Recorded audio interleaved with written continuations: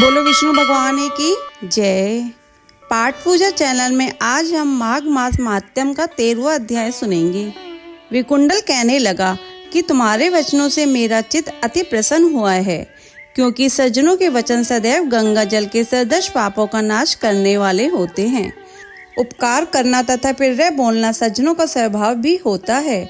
जैसे अमृत मंडल चंद्रमा को भी ठंडा कर देता है, अब कृपया करके यह भी बतलाइए कि किस प्रकार मेरे भाई का भी नरक से उद्धार हो सकता है।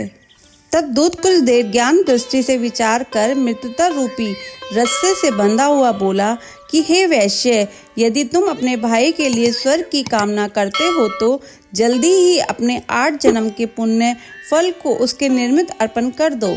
तब विकुंडल ने कहा कि हे दूत, वह पुण्य क्या है और मैंने कौन से जन्म में और कैसे किया है, सो सब बतलाओ, फिर मैं अपना पुण्य अपने भाई को दे दूंगा। दूत कहने लगा कि हे वैश्य सुनो, मैं तुम्हारे पुण्य की सब कथा कहता हूँ।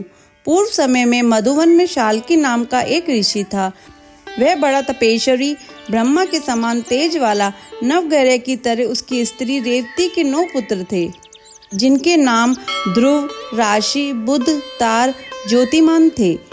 इन 5 ने गृहस्थ आश्रम धारण किया तथा निर्मोह, जितमाय, ध्याननिष्ठ और गुणतज्ञ यह चारों संन्यास ग्रहण कर वन में रहने लगे।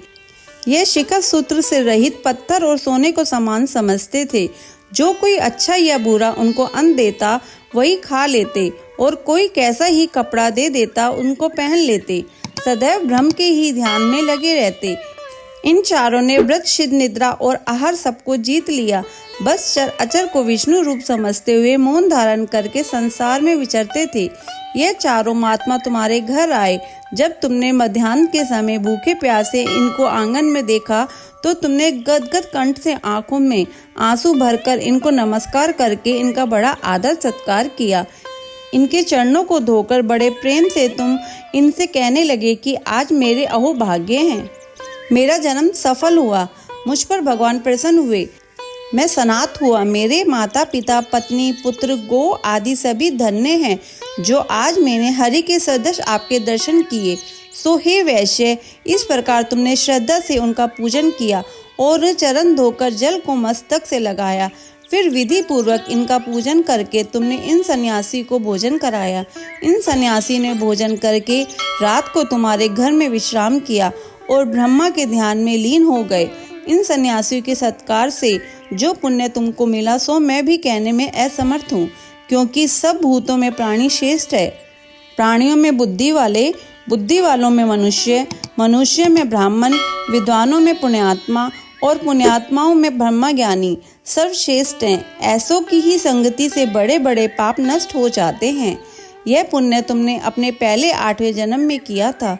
सो यदि तुम अपने भाई को नरक से मुक्त कराना चाहते हो तो यह पुण्य दे दो। सो दूत के ऐसे वाक्य सुनकर उसने प्रसन्न चित्त से अपना पुण्य अपने भाई कुंडल को दे दिया और वह नरक से मुक्त हो गया और दोनों भाई देवताओं से पूजित किए गए।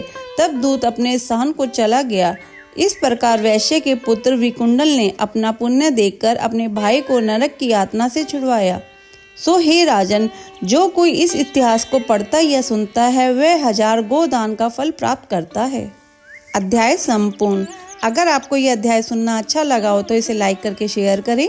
चैनल पर नए हैं तो सब्सक्राइब करें।